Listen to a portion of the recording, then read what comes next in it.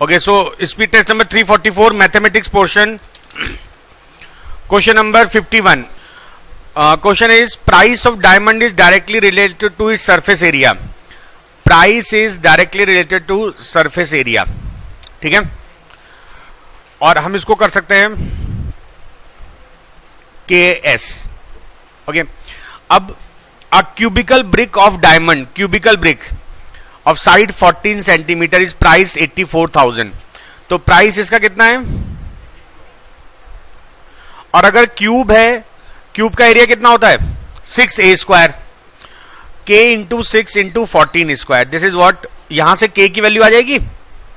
k हो गया 84,000 upon 6 into 14 into 14. ये कितना बार जाएगा?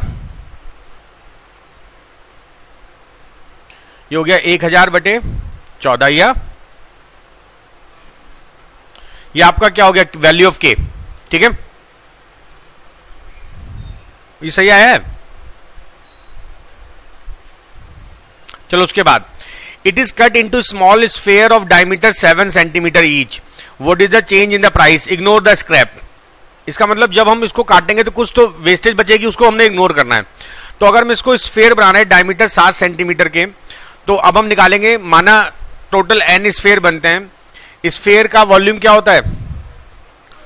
4/3 पाई 7 का क्यूब इज इक्वल, किससे बना है? किससे बना है ये जो आपके पास क्यूब था, तो क्यूब का वॉल्यूम कितना करेंगे हम? 14 का क्यूब.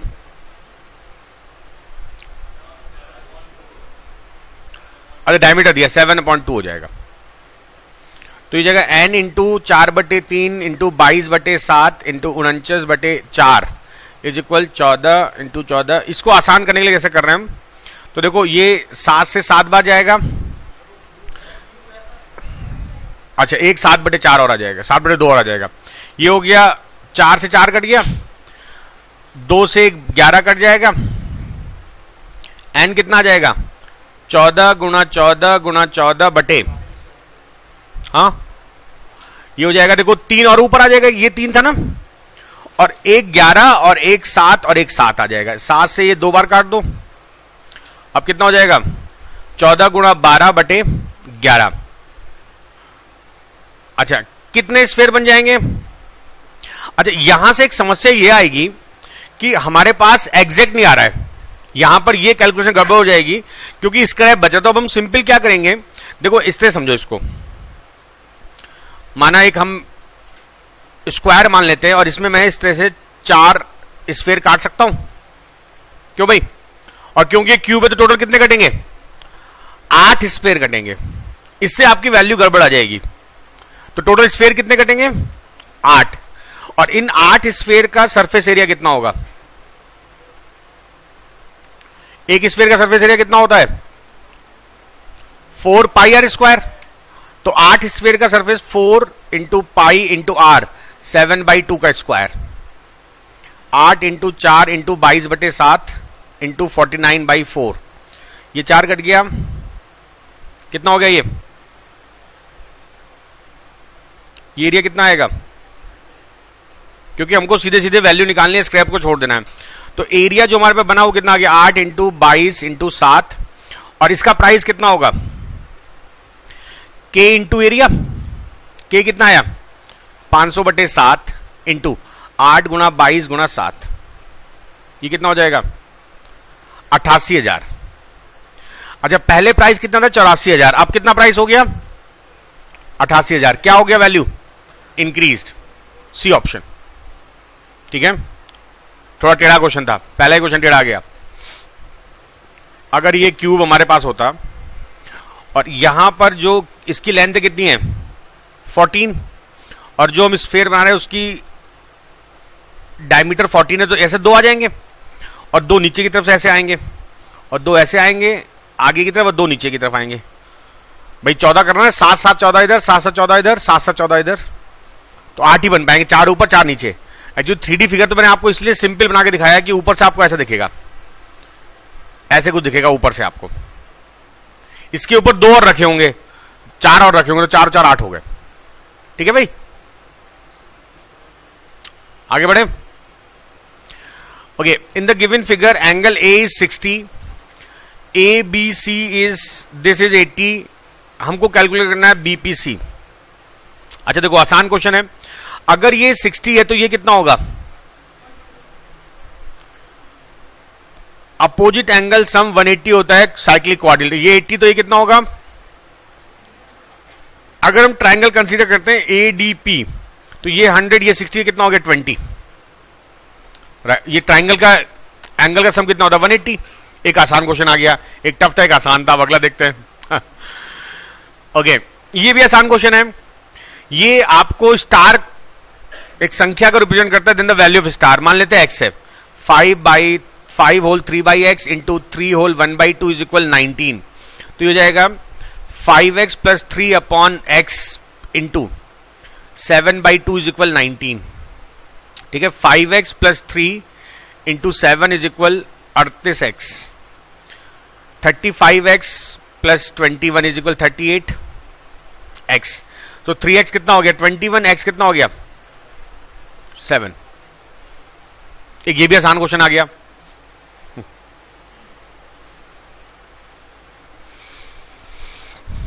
इस पेपर में टोटल 5 क्वेश्चन टफ थे। अब वो ढूंढना कौन सा टफ है बड़ी बात थी।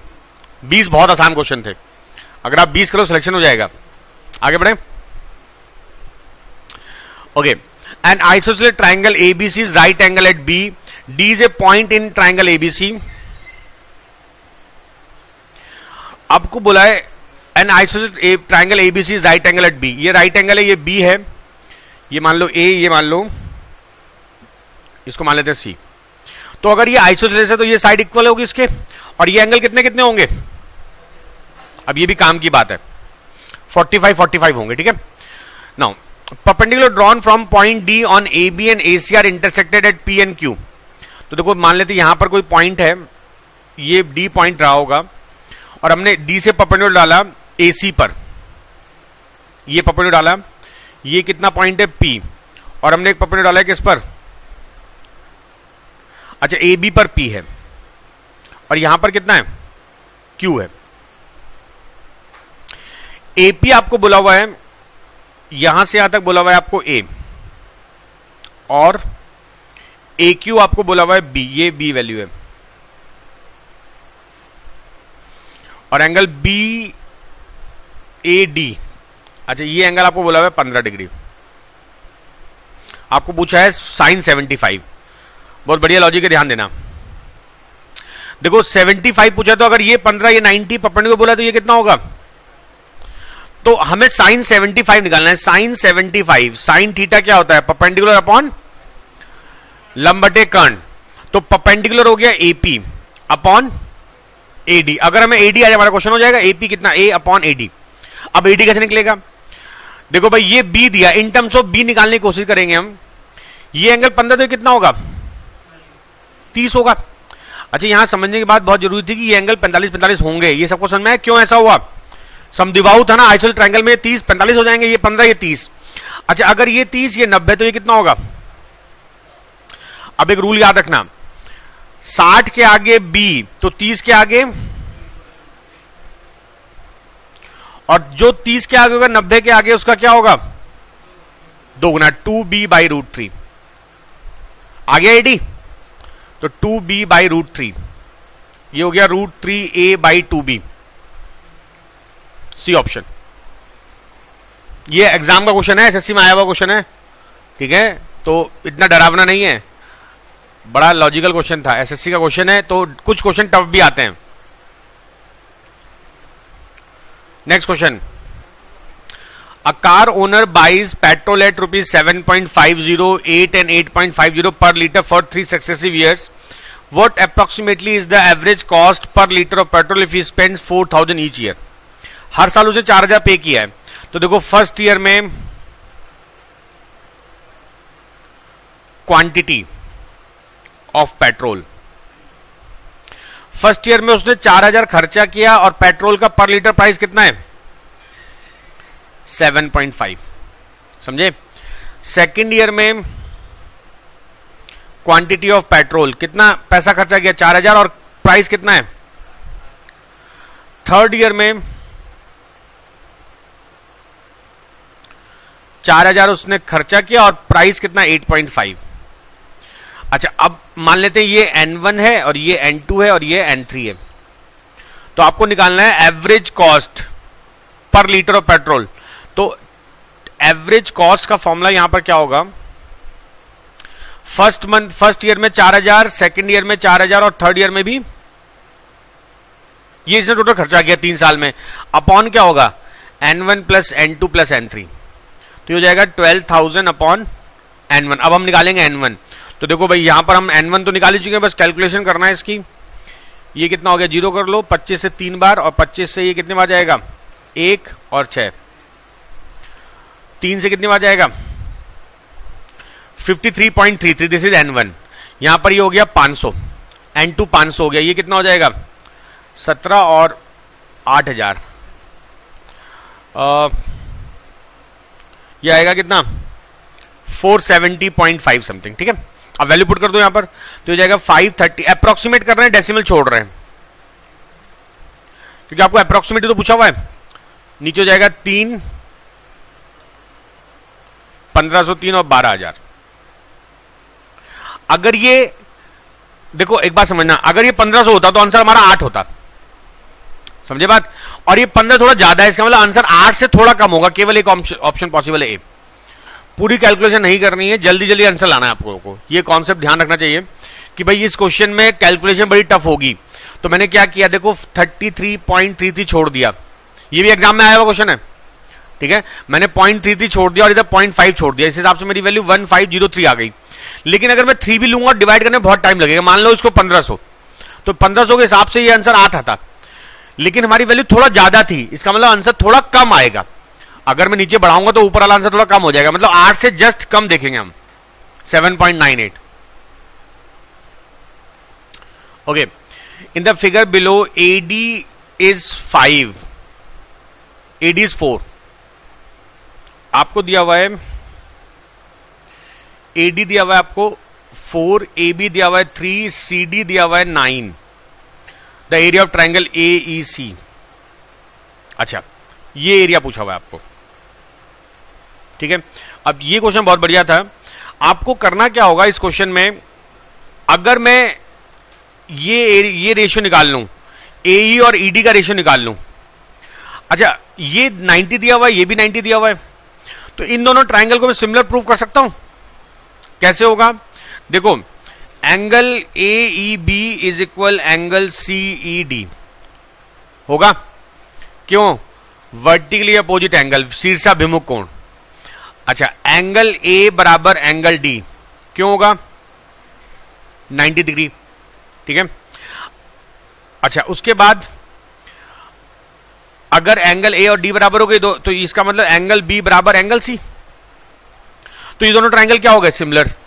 अब उसके बाद क्या होगा, मान लो कि ये साइड X है और ये साइड Y है, ठीक है।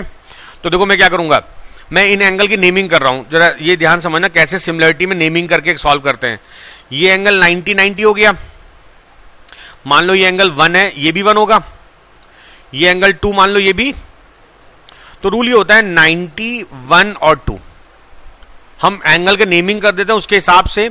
90 के अपोजिट साइड ऊपर वाले ट्राइंगल में कौन सी साइड है बताओ, BE। इधर 90 के अपोजिट, 1 के अपोजिट ऊपर वाले ट्राइंगल में AB, इधर 1 के अपोजिट CD, इधर ऊपर वाले में 2 के अपोजिट AE, इधर 2 के अपोजिट ED। अच्छा अब आपको गिवन क्या क्या है, AB गिवन है 3 और CD गिवन है 9, AE X माना था मैंने और ED Y, तो ये क्या रेशियो हो गया 1:3 का, X:Y 1:3, और इन दोनों का सम कितना है 4। अरे AD 4 दे रखा है ना, तो इसका मतलब X हो गया 1, ये हो गया 3। तो डायग्राम दोबारा बना रहा हूं, ये हो गया मेरे पास क्या 3, ये हो गया 1, ये हो गया 3, और ये कितना है 9। अब मुझे निकालना ये एरिया ना, अब क्वेश्चन हो जाएगा। अगर मैं पूरे बड़े ट्रायंगल की बात करता हूं तो जो मुझे निकालना है रिक्वायर्ड एरिया CAE बराबर area of triangle CDA minus area of triangle CD। अब हो जाएगा ना क्वेश्चन, हाफ 9 गुणा 4 माइनस हाफ 9 गुणा 3, 18 माइनस 13.5, 4.5। बहुत बढ़िया क्वेश्चन था। वैसे आपको टाइम लगा समझने, वैसे लॉजिकल बहुत आसान था। अगर मैं सिमिलरिटी प्रूव कर दूंगा ये 1:4 आ जाएगा, फिर एरिया निकालना है। सिमिलरिटी से क्वेश्चन होगा ये पूरा। ओके देखो बहुत बढ़िया बात है, 0 से लेकर 45 के बीच में x है और 45 से 90 के बीच में y। तो आप इसको केवल एक तरीका अप्लाई करो, आप x को मान लो 30 डिग्री, y को मान लो, अगर कोई चीज कोई कंडीशन सेटिस्फाई तो हर जगह सेटिस्फाई होगी। आप देखो सारे ऑप्शन में लेस और मोर और इक्वल का साइन दिया हुआ है, तो साइन 30 कितना होगा और साइन 60, इसमें से कौन सा बड़ा है? √3/2। ये कंडीशन किस ऑप्शन में लिखी हुई है? B option. बस एंगल वैल्यू मान लो, बहुत आसान हो जाएगा। x जो है 0 से 45 के बीच में, आपको एंगल कौन सा पता है? 20 मान लोगे। जो एंगल आपको साइन के पता है वही तो मानोगे ना, 30 मान लो। और y जो 45 और 90 के बीच में 60 मान लो उसको। अब देखो साइन 45, साइन 30 और साइन 60 में कौन बड़ा होता है? तो जो ऑप्शन आएगा, जो वैल्यू आएगी वही आपको ऑप्शन मान करना है। हमको पता लग गया कि √3/2 बड़ा है, तो केवल एक ऑप्शन में दिया हुआ है ऐसा। ठीक है, इस तरह के मतलब बोलते हैं चावल बनाना। अगर आप घर में चावल बना तो एक दाना दबा के देखते हो ना, यदि पूरे चावल दबा लेते हो वो उसकी खीर बन जाएगी। आप एक दाना दबा के देखते हो, अगर उस पर सही है तो सब पे सही होगा। मतलब ये कंडीशन यहां पे सही है तो फिर साइन 12 और साइन 60 पे, साइन 72 पे भी सही होगा ये। अगर ये साइन 30 साइन 45 पे सही है तो फिर सब जगह सही होगा। ठीक है, नेक्स्ट। अच्छा ये दिया हुआ है percentage breakup of employees of company X across different city, total number of employ of company X 1800 employ थे और ये परसेंटेज ब्रेकअप दिया हुआ है। आसान क्वेश्चन है। If 25% of total number of employ working in Delhi is female, how many employ working Delhi are male? देखो दिल्ली में 32% है, 32% ऑफ 1800, ये तो हो गए टोटल कैंडिडेट कंपनी के, उसमें से 25% फीमेल है, तो मेल कितने हुए? 75%। अरे समझे, 8 गुणा 54, आखिरी में 2 आएगा, 8 चौक 32, ए ऑप्शन। अरे समझे, कुछ नहीं करना आपको, आखिरी में 2 ही आना है और 2 केवल एक जगह दिया हुआ है, बाकी कुछ नहीं होती नहीं है। समझ में क्या हुआ होगा? ये तो आसान सेट था।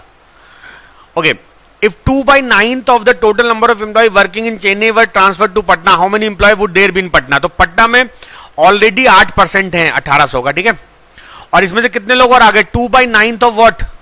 चेन्नई, 12% के। ये तो हुआ होगा।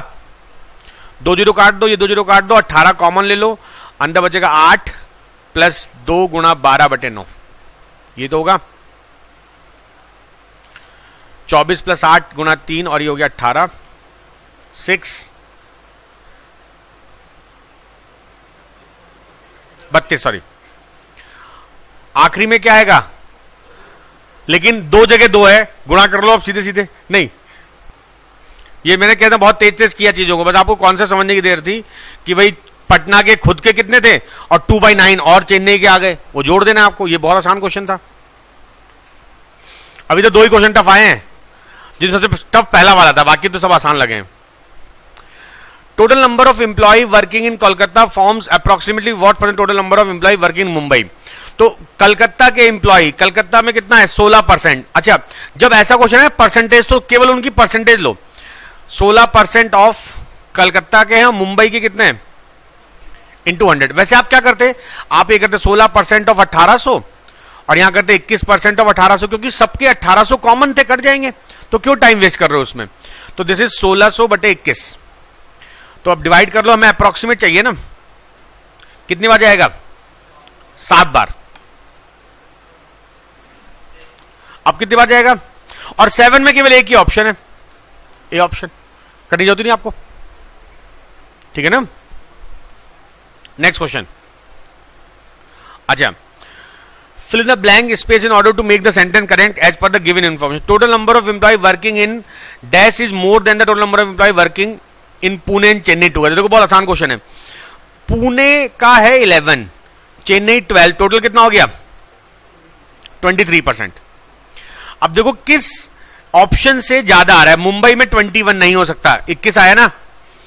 पुणे पटना, पुणे और पटना नहीं होगा. दिल्ली यस, दिल्ली में 32 है, बस आंसर हो गया. केवल कंफ्यूज करने का क्वेश्चन था. Okay, when a number is increased by 125%, then it is less by 300 from the other number. But if that number is increased by 150, then it is less by 200 from the other number. What is the sum of two number? तो देखो यार, x number को मैंने 125% बढ़ाया.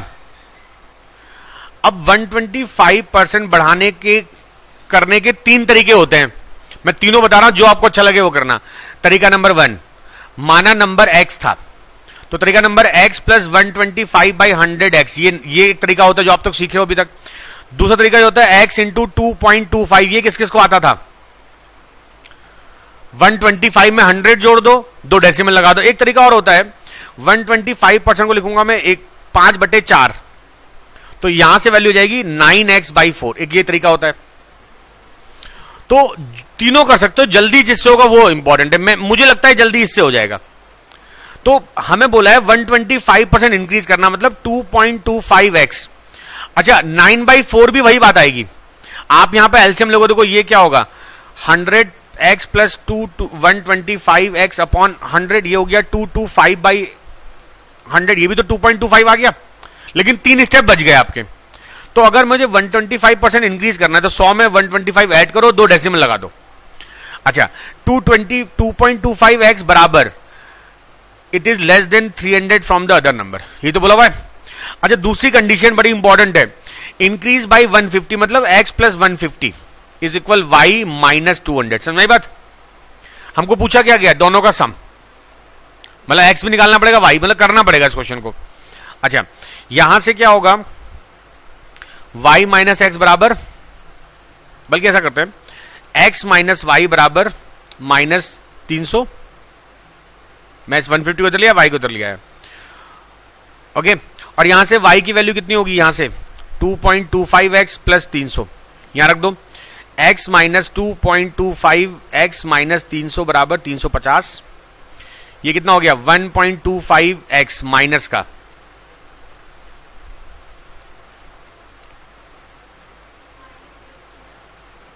हाँ sorry minus 350 था, तो 50 बराबर 1.25x. x कितना आ जाएगा यहां से, 5 गुणा 4, 40 आ गया x. ठीक है, बड़ा कम सा आया. हाँ? x इतना ही, चलो x इतना ही हो 40. तो अगर x 40 है तो y कितना होगा, 390. भाई 2.25 करोगे 390, और हमें इनका पूछा सम कितना हो गया, सी ऑप्शन. थोड़ा बड़ा क्वेश्चन था, मतलब कैलकुलेशन करनी पड़ेगी आपको. टफ नहीं था ये थोड़ा लेंदी क्वेश्चन था, क्योंकि इक्वेशन सॉल्व करनी पड़ेगी, कंडीशन को फुलफिल करना पड़ेगा. ये लेंदी क्वेश्चन था. आगे बढ़े. अच्छा, ये क्वेश्चन बहुत बढ़िया है. Under root 28 minus 10 root 3 minus 1 upon under root 7 plus 4 root 3 plus under root 7 upon root 16 plus 6 root 7 minus root 16. देखो ये क्वेश्चन 10 सेकंड में हो सकता है. आपको कौन से बताऊं, जो मैं कौन से बता रहा हूं ध्यान देना.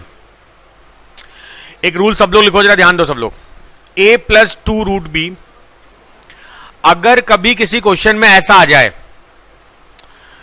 This means root in root. अगर रूट के अंदर रूट आ जाए तो रूल ये होता है, और ये बहुत इंपॉर्टेंट रूल है, इसको ढंग से समझ लें सब लोग. पहला स्टेप, दिस शुड बी 2.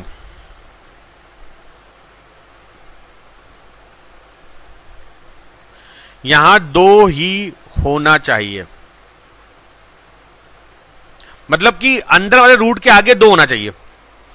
अगर हम कह रहे हैं रूट ए प्लस 2 रूट बी है तो इस रूट बी के आगे 2 होना चाहिए। अगर इस रूट बी के आगे 2 हो गया, फिर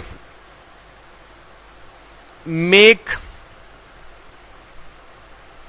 सच फैक्टर ऑफ बी, मान लेते हैं इसके फैक्टर बन गया x into Y, whose sum is A, ये वैल्यू सम आ जाए। अगर ऐसा कुछ बन पाया तो हमारा आंसर होगा a प्लस 2 रूट बी बराबर under root X plus under root Y. और अगर यहां पर होगा minus a minus 2 root B तो ये हो जाएगा under root X minus under root Y, अगर यहां माइनस होगा। अब एक एग्जाम्पल देख लो इसका। आपका जो क्वेश्चन था उसमें पहली टर्म थी 28 माइनस 10 रूट 3, 28 माइनस 10 रूट 3 था। मैंने क्या बोला, पहला बार यहां पर 2 होना चाहिए, तो आप अगला स्टेप करोगे 2 और 5 अंदर जाएगा, तो जब 5 अंदर जाएगा तो 25 हो जाएगा। ठीक है भाई। अब ये क्या बन गया 75। 75 के ऐसे फैक्टर करो जिसका कि सम 28 आई, तो लिखवाया make such factor of B. B मतलब ये 75 जो यहां पर 75 है, इसके ऐसे गुणनखंड बनाओ जिसका योग 28 आ जाए। तो 75 के गुणनखंड हो गए देखो 15 गुणा 5, 25 गुणा 3, किनका सम 28 आ रहा है, इसका आ रहा है, इनका आ रहा है 20। अगर यहां 20 हो तो हम ये लेते, तो इनका सम क्या आ गया 28, तो इसका मतलब ये वैल्यू क्या हो जाएगी under root 25 minus under root 3। Minus क्यों आया, यहां माइनस था, ये हो गया 5 माइनस रूट 3। समझ में आया सबको बात। अगर आपको कौन सा पता है वो अपने आप बनते चले जाते हैं चीजें, बहुत आसान हो जाता है क्वेश्चन। ये नोट करो, फिर बताता हूं इसका कैसे वो क्वेश्चन करेंगे। नोट कर लो इस पूरे मेथड को, ये स्क्वायर रूट का बेस्ट मेथड है, इससे जल्दी क्वेश्चन होते हैं। और आपके एग्जाम में कभी क्वेश्चन स्क्वायर रूट आ जाए तो आपको ये पैटर्न ढूंढना ही पड़ेगा।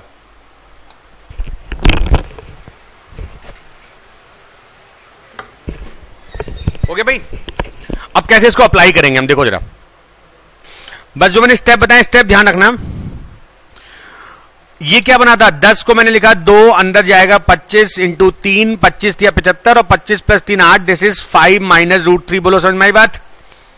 माइनस 1 बटे इस 2 को अंदर ले जाओ, ये हो गया 4 गुणा 3। अरे समझे क्या हुआ होगा, 4 को मिलेगा 2 इंटू 2 और 2 अंदर गया 4 हो गया, 4 3 12 और 4 plus 3 7, this is root 4 plus root 3। Clear. Plus अब देखते कौन ही बात समझ पाता है।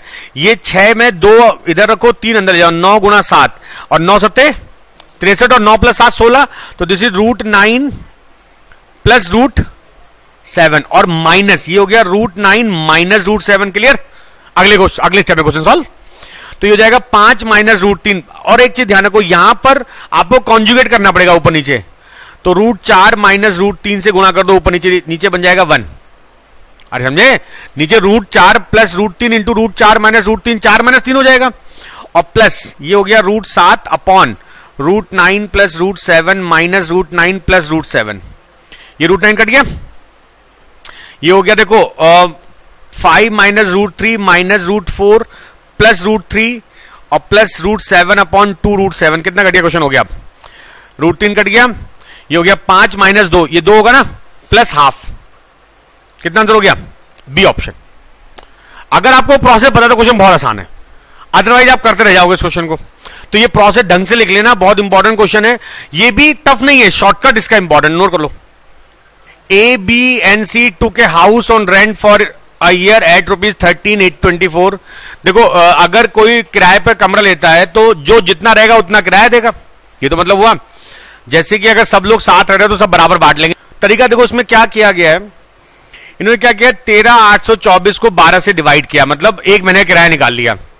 12 से एक बार जाएगा, फिर एक बार 5 और 2, 1152। एक महीने किराया 1152 और 3 लोग रहते हैं तो हर एक का किराया कितना,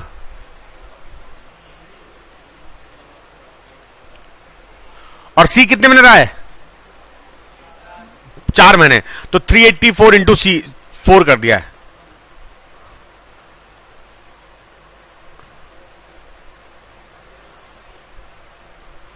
जो जितने दिन रहेगा उसके हिसाब से किराया देगा। ठीक है, इसका मतलब यह है कि जो ए आखिरी के 3 महीने से 1152 रुपए दिया होगा per month. Okay next question. अच्छा, in a triangle ABC incentre is O and angle BOC is 110, then the measure of BAC. अच्छा, ये इन सेंटर कैसे बनता है? इन सेंटर बनता है एंगल बाइसेक्टर से।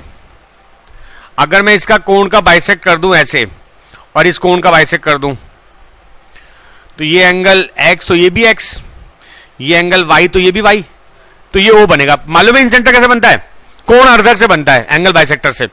आपको ये कितना दिया हुआ है? 110। आपको ये पूछा हुआ है, मान लेते z, आपको z पूछा, तो कितना आसान क्वेश्चन है।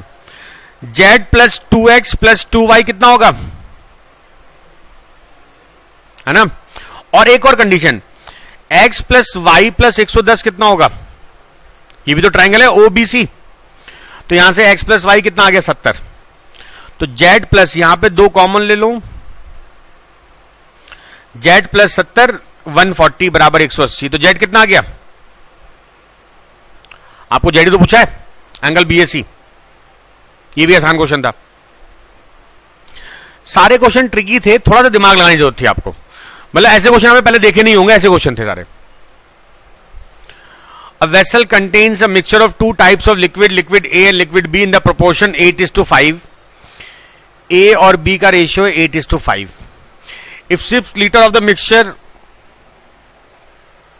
is replaced by 6 liter of liquid B, then the ratio becomes 96:73. How much of the liquid A was there in the vessel? Okay. बढ़िया क्वेश्चन है। कैसे जुगाड़ से करेंगे इसको, देखो जरा। इस क्वेश्चन करने कई तरीके हैं। एक आसान तरीका समझो, प्योर मिक्सचर या प्योर रिप्लेसमेंट। देखो, एलिगेशन तरीका तो आपने सीखा भी होगा और सॉल्यूशन में दिया भी है। अब एक बड़ा इंपॉर्टेंट रूल है। हमने क्या किया, 6 litre of the mixture is replace by 6 litre of liquid B. हमने रिप्लेस किससे किया है? बी से। प्योर रिप्लेसमेंट है। तो देखो, मान लेते हैं पहले हमारे पास कंटेनर में x लीटर मेटेरियल रहा हो, जिसमें कि ए बी मिला हुआ है 8:5 में। इसमें से मैंने कितना लीटर निकाल दिया? ये 6 लीटर मैंने निकाल दिया, और इसमें क्या डाल दिया? तो जब मैंने 6 लीटर निकाल दिया तो मेरा बचा कितना? x - 6, और मैंने उसमें मिलाया क्या? 6 लीटर बी। ये तो क्या है? तो बहुत सिंपल बात ये होती है, फर्स्ट पहली बार वॉल्यूम कितना है? x - 6, मिलाने के बाद वॉल्यूम कितना है? x। भैया हमने 6 फिर मिला दिया ना। तो इसमें हमारे पास a और b का रेशियो कितना है? 8:5। तो मान लो कि ये नीचे वाला a है,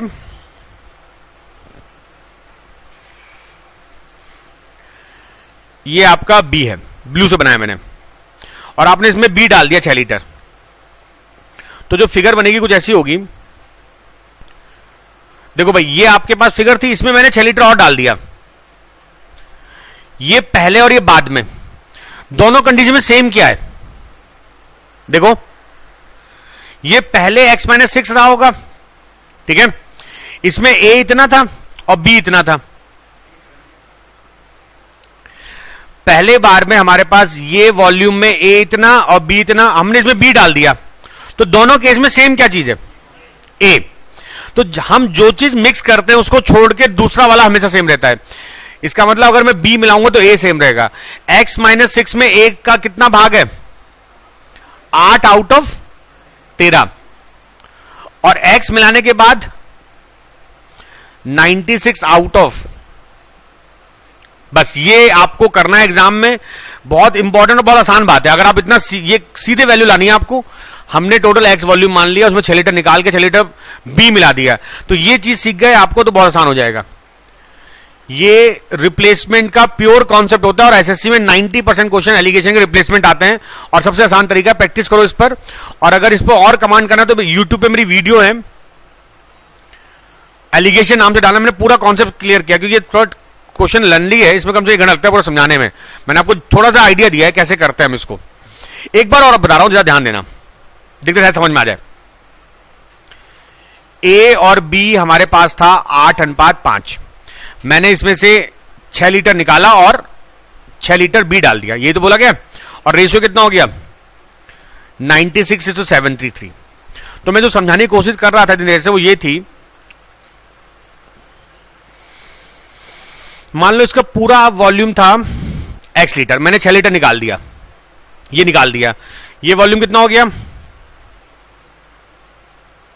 और इसमें 8-5 में a और b था, मान लो ये b है और ये a है, ठीक है, और मैंने इसमें क्या डाल दिया 6 लीटर b, तो ये तो हो गया आपका हिस्सा इनिशियल, और जब मैं इसमें डाल दूंगा 6 लीटर तो ये हो गया फाइनल, फिर b और आ गया।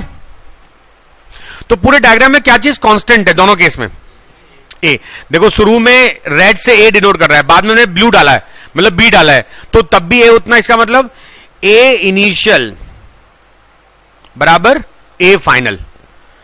जिससे रिप्लेस करते हैं उसको छोड़ के बाकी को आप सेम रखोगे। अच्छा, ए इनिशियल, इनिशियल वॉल्यूम x-6, इसमें ए का भाग कितना है 8/13 बराबर फाइनल में वॉल्यूम फिर x हो गया, हमने 6 लीटर फिर डाल दिया ना, पहले मैंने 6 लीटर निकाला वो x-6 हो गया, फिर 6 लीटर डाल दिया फिर x हो गया, x इंटू 96/169, ये 13 बार कटेगा और ये 12 से कट जाएगा, तो 13x - 78 बराबर 12x।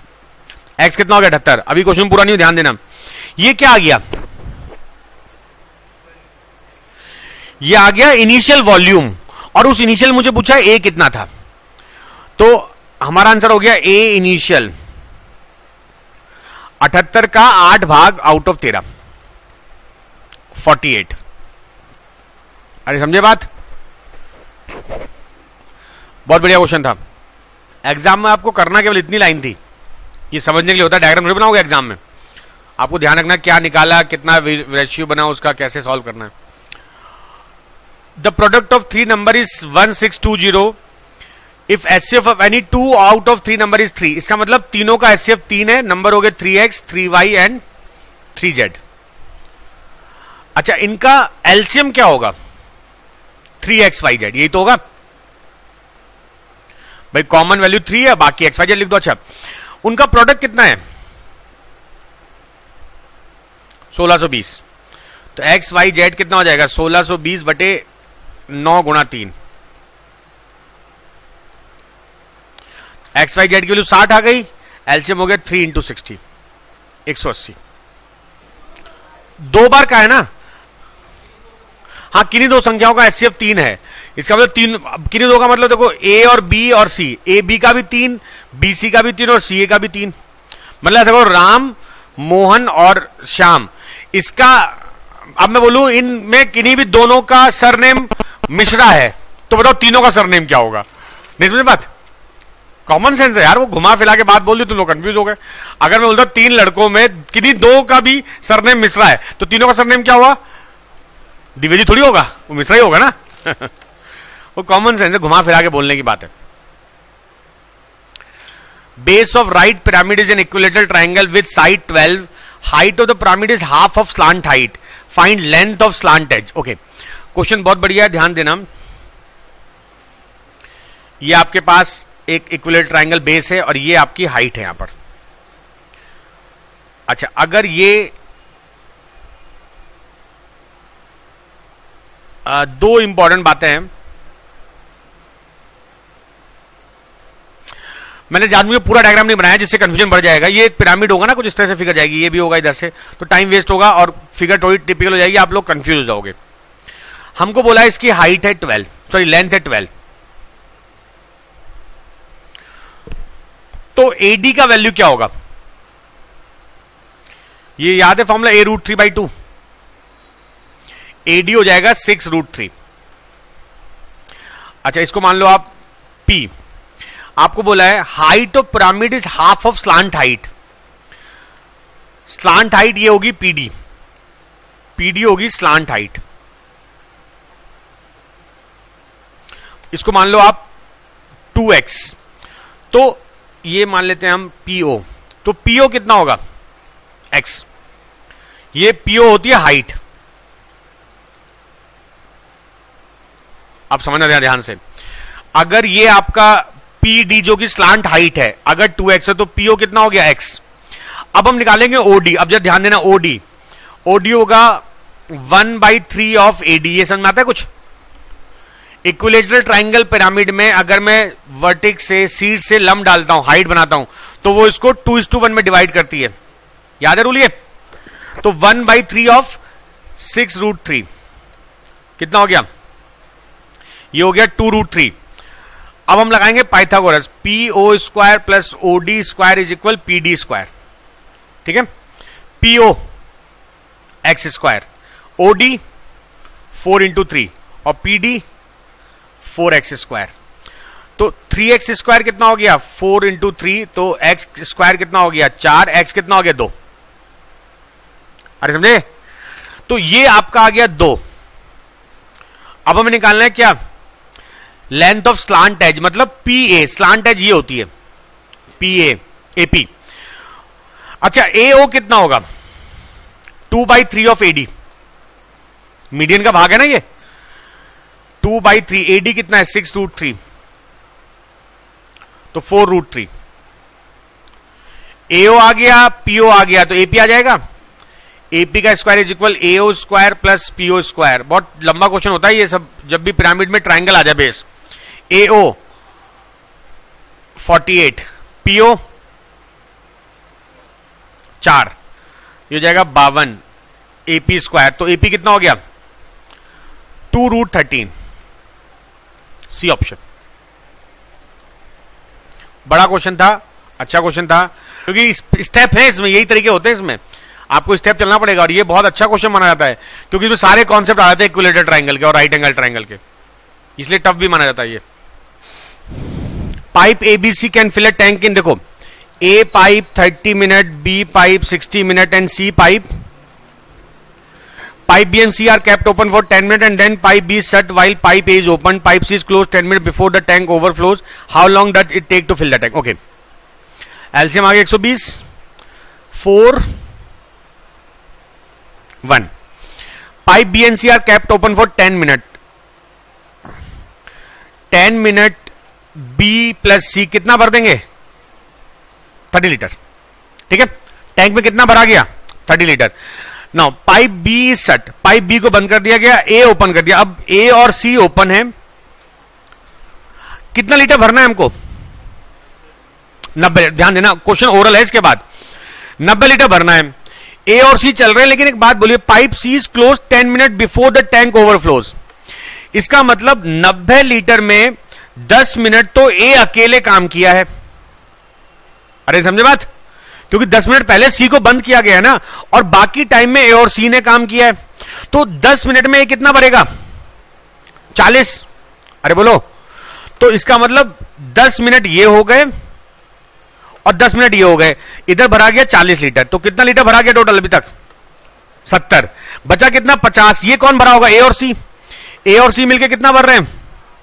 5 लीटर। तो 5 लीटर के हिसाब से 50 भरने में 10 मिनट। तो आंसर कितना हो गया? C option. कितना आसान क्वेश्चन हो गया। आपको अगर ये मेथड पता है तो बहुत चीजें आसान हो जाती हैं। कि अगर बोला है ए सी को 10 मिनट पहले बंद किया गया, 10 मिनट ए ने अकेले काम किया, उस 10 मिनट का निकाल लो, फिर जो बचा वो दोनों का साथ का होगा, ए और सी का। ये अप्रोच ऐसी लेनी पड़ेगी, तभी जल्दी होंगे क्वेश्चन एग्जाम में। आप ज्यादा इक्वेशन वगैरह लिखोगे तो क्वेश्चन फंस जाएंगे। कम से कम सॉल्यूशन करना है, ज्यादा ज्यादा दिमाग लगाना है क्वेश्चन में। बार बार प्रैक्टिस करो और प्रैक्टिस करो। अभी हम 1-2 पेपर और टफ बनाएंगे, उसके बाद थोड़ा स्लो कर देंगे, थोड़ा आसान कर देंगे। Mohan has a TV and DVD player. If he sell his TV at a loss of 15 and his DVD player at a profit of 25, he would make neither profit nor loss. अच्छा, अगर वो 15% loss पे TV बेचता है, तो मान लो देखो TV की सीपी मान लो आप X और डीवीडी प्लेयर की सीपी मान लो आप Y। ठीक है, पहला कंडीशन 15% टीवी का लॉस 0.15x और डीवीडी प्लेयर का प्रॉफिट 25%। अब बोला है इस व्यापार में इसको ना तो फायदा हुआ ना लॉस हुआ। जैसे मान लो आप एग्जाम दे रहे हो एसएससी का, आपने रीजनिंग में 10 क्वेश्चन सही कर दिए और मैथ्स में 10 क्वेश्चन गलत कर दिए, तो ना फायदा ना नुकसान, है ना। वही तो मतलब हुआ कि इसका मतलब जो यहां से इसको लॉस हुआ वो यहां से इसको प्रॉफिट हो गया, बराबर होगी बात, मतलब ये बराबर है। अरे समझे बात ये। अब जो अगली बात बोल रहा हूं बड़ी काम की है ये हो गया 15x बराबर 25y, समझ में आया? 3x बराबर 5y। जब भी कभी क्वेश्चन ऐसा आए ना, तो आपको एक बहुत इंपॉर्टेंट बात समझनी है। यहां से इस लाइन से हम दो कंक्लूजन निकाल सकते हैं। नंबर 1, बताओ इनमें से बड़ा कौन सा है? x is bigger. और दूसरा conclusion, y is multiple of 3। ये उल्टा होता है, जैसे 3x बराबर 5y है ना, जो यहां पे गुणा है वो इसका मल्टीपल होगा, जो यहां गुणा है वो इसका मल्टीपल होगा। मतलब इसको मैं ऐसे भी तो कह सकता हूं, x बाई वाई बराबर 5/3, ये भी तो कह सकता हूं। मतलब कि y 3 का गुणज है। इसका मतलब ये आंसर नहीं हो सकता, ये नहीं हो सकता। दो आंसर तो कट गए, पहली लाइन से दो ऑप्शन कट गए। अरे समझे बात? इसका मतलब मैंने क्या सीखा कि y जो डीवीडी प्लेयर है वो किसका मल्टीपल है? 3 का मल्टीपल है। अब दूसरी कंडीशन, इससे केवल दो बातें पता लगी मुझे कि एक तो x बड़ा है, उससे कोई मतलब नहीं है, मुझे डीवीडी प्लेयर की प्राइस से मतलब है ना, मुझे डीवीडी प्लेयर की प्राइस पूछी हुई है। क्वेश्चन करने का इक्वेशन से पहले आप थोड़ा दिमाग लगा लिया करो कि यार इक्वेशन से ज्यादा मैं कुछ और सोच सकता हूं कि यार 3x बराबर 5y हमें ये बताता है कि y 3 का मल्टीपल होगा।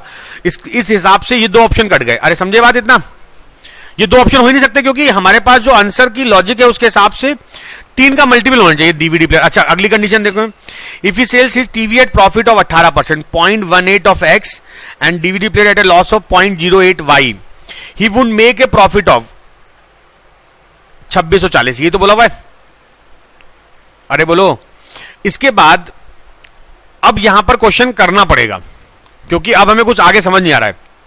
एक काम कर सकते हैं, 2 डेसिमल हटा लो, यहां पे 2 जीरो बढ़ा लो, इसको आप 2 से काट लो, 9x माइनस 4y बराबर 132। यही तो कर सकते हैं हम एक चीज, एक जो ज्यादा हो गया।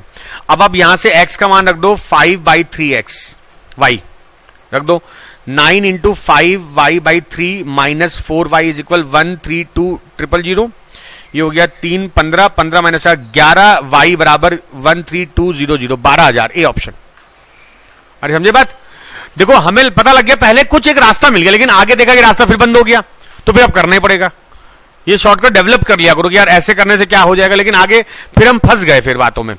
ठीक है, ओके। नेक्स्ट क्वेश्चन देखो, 15 liters of water are poured into an aquarium of dimension 50, 30 breadth and 40 height. How high will the water rise? देखो यार, पहली बात, 1 लीटर में कितना सेंटीमीटर क्यूब होता है ये याद रखना। 1 लीटर में 1000 सेंटीमीटर क्यूब होता है, तो 15 लीटर में कितना हो गया? 15,000। अच्छा देखो भाई, आपके पास एक बर्तन है जो कि क्यूबॉइड शेप में है। अब आपने ये जो पानी था 15,000 सेंटीमीटर क्यूब इसमें डाला, तो हो सकता है पानी पूरा पूरा ना भर पाए, यहां तक आए पानी खाली। क्यों भाई? ये तो हो सकता है। माना कि इस पानी ने केवल इतनी हाइट भरी, तो इसकी लेंथ कितनी है? 50, ब्रेथ है 30, माना इसमें पानी एच ऊंचाई तक आया, तो ये वॉल्यूम किसके बराबर होगा? इस वॉल्यूम के। तो 30 इंटू 20 इंटू एच बराबर 15,000। 1 2 0 काट दो, 25, सॉरी 30 और 50 है यार, 10। A and B walk from X to Y, a distance 27 km at 5 km per hour and 7 km per hour. B reaches Y and immediately turns back, meeting 8 at Z. What is the distance from X to Z? Okay, बहुत बढ़िया question है, ध्यान समझना। 27 kilometre apart है दो बिंदु X and Y।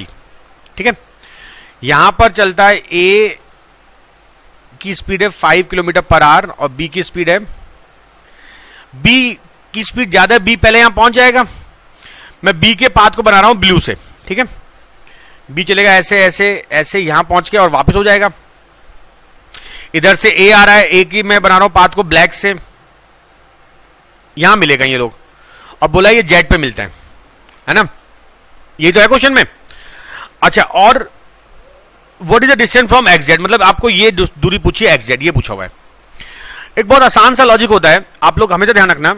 अगर दो लोग, एक यहां पर है और एक यहां पर है, ए और बी, इसकी स्पीड एक्स है, इसकी स्पीड वाई है, और मान लेते हैं ये कहीं सी पे मिलते हैं, तो इसके द्वारा चली गई दूरी d1, distance covered by this is d2। तो इनकी जो दूरी का अनुपात होता है हमेशा उनकी गति के अनुपात के बराबर होता है।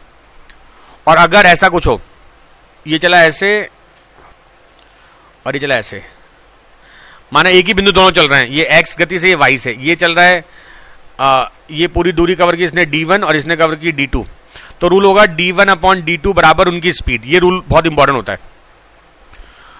अगर दो लोग चल के मिलते हैं, चाहे दोनों तरफ एक तरफ चलें या दोनों तरफ अपोजिट चलें, तो उनकी जो दूरी होती है उनका रेशियो हमेशा उनकी स्पीड के बराबर होता है। ये बहुत काम का लॉजिक है, ध्यान रखना।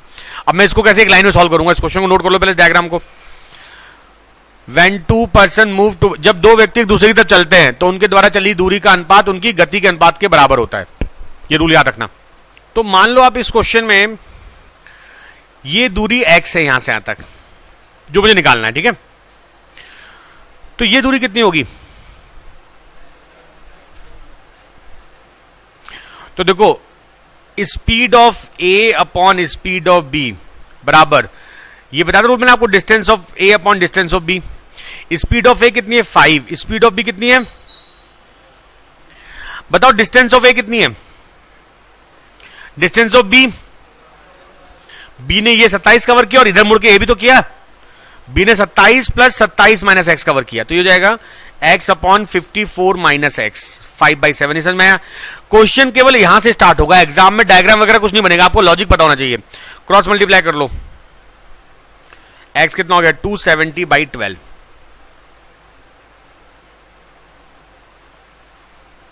बी ऑप्शन बहुत बढ़िया क्वेश्चन था। कॉन्सेप्ट बड़ा इंपॉर्टेंट था। मीटिंग पॉइंट का कॉन्सेप्ट होता है डिस्टेंस का रेशियो स्पीड के रेशियो बराबर होता है। Side of triangle are 14, 48 and 50। If radius circle is 7 then find the area. देखो यार, साइड है 14, 48, 50, ये हो गया 2 इंटू 7, ये हो गया 2 इंटू 24, ये हो गया 2 इंटू 25। 7, 24, 25 के अलावा 2 2 कॉमन है। This is right angle triangle, मतलब ये 90 डिग्री हो गया। अरे समझे बात? तो area is equal area of triangle, area of triangle plus area of circle. अब एक समस्या है, अगर मैं मानता हूं इसको 2, इसको 1, इसको 3, तो एरिया ऑफ ट्राइंगल में क्या क्या वैल्यू आई है? 1 + 3 आया ना। एरिया ऑफ सर्किल में क्या आएगा? इसका मतलब 1 तो 2 बार आ गया। मुझे पूछा क्या है? मुझे पूछा है 2 और 3 पूछा हुआ है, यही तो मुझे 2 और 3 तो पूछा हुआ है। तो माइनस मुझे क्या करना है? 2 इंटू एरिया ऑफ सेक्टर। ये समझ में आया स्टेप? बस ये लाइन काम की थी। वैसे कुछ क्वेश्चन में कुछ नहीं है एकदम, बस ये समझना बहुत जरूरी है कि हमें क्या निकालना है। तो एरिया ऑफ ट्राइंगल क्या होगा? Half 48 into 14। Area of circle pi into 7/2 into 7/2 minus area of sector, क्योंकि ये 90 डिग्री है, हाफ 7 इंटू 7। ये तो होगा आंसर। जो होगा डेसिमल में आएगा, क्योंकि यहां पे 2 बच जा रहा है। अब एक इंपॉर्टेंट बात ये देखो कि हाँ यहां गड़बड़ हो गई। हाँ तो इस सेक्टर का फॉर्मूला लगना, ये गलती कर दी हमने। एक सेकेंड, यहां पर ये वैल्यू जो होगी वो 0.5 में आ जाएगा, क्योंकि देखो 2 इंटू 90/360 पाई इंटू 7 स्क्वायर, ये तो करेंगे। तो ये जाएगा 4, 1/2 22/7 इंटू 7 इंटू 7। अच्छा हाँ, तभी फ्रैक्शन नहीं आएगा। ठीक है ठीक है, ये नहीं होगा। ठीक है,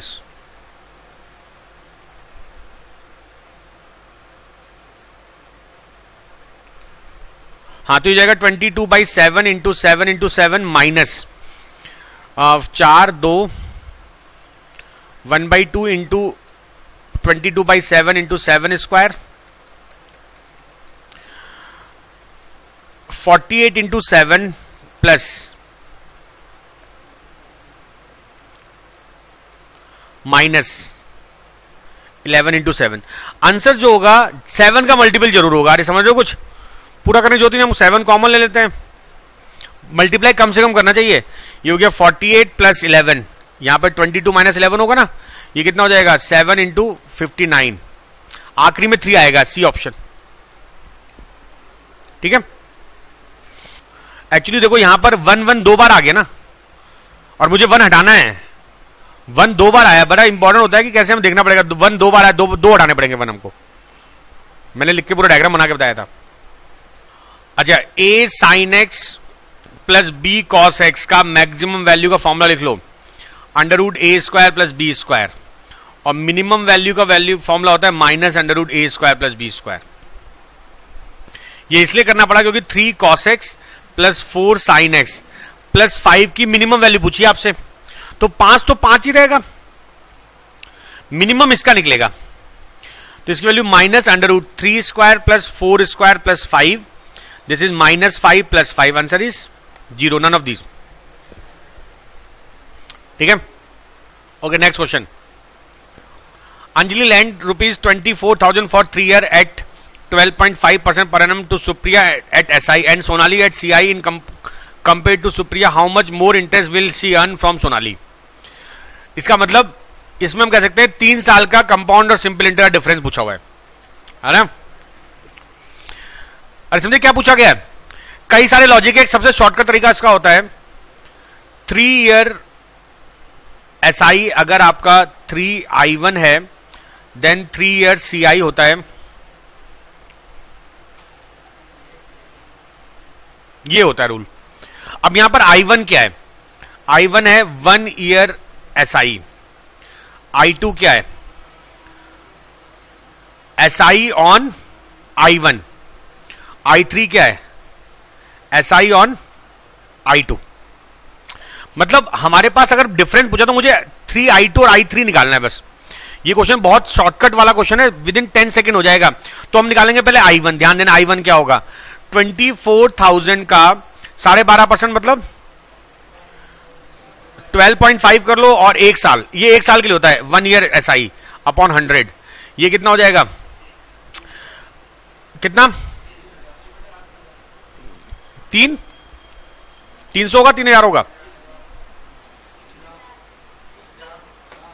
3000। ये हो गया I1, मतलब 24,000 का 1 साल बाद आपको 3000 मिलेगा I1। अब I2 निकालेंगे, इस 3000 का 12.5% से 1 साल का इंटरेस्ट,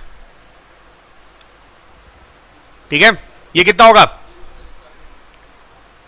375, ये हो गया I2। और इस I3 क्या होगा? इस 375 का 12.5%, 8 से डिवाइड कर लो भाई, 12.5/100 1/8 होगा, तो कितना हो जाएगा?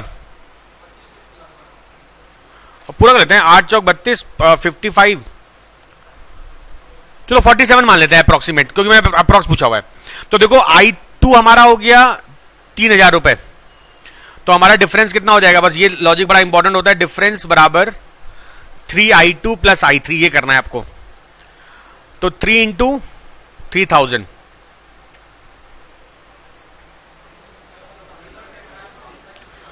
अरे 375 है यार, कोई बात नहीं, गलती हो जाती है।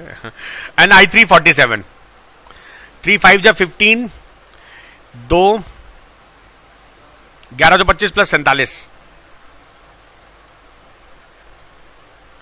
1172, डी ऑप्शन। ठीक है, मैंने कहा ये बड़ा इंपॉर्टेंट शॉर्टकट होता है, इससे मैं ज्यादातर SI CI कर देता हूं। ये जो फॉर्मूला है ये बड़ा काम का है।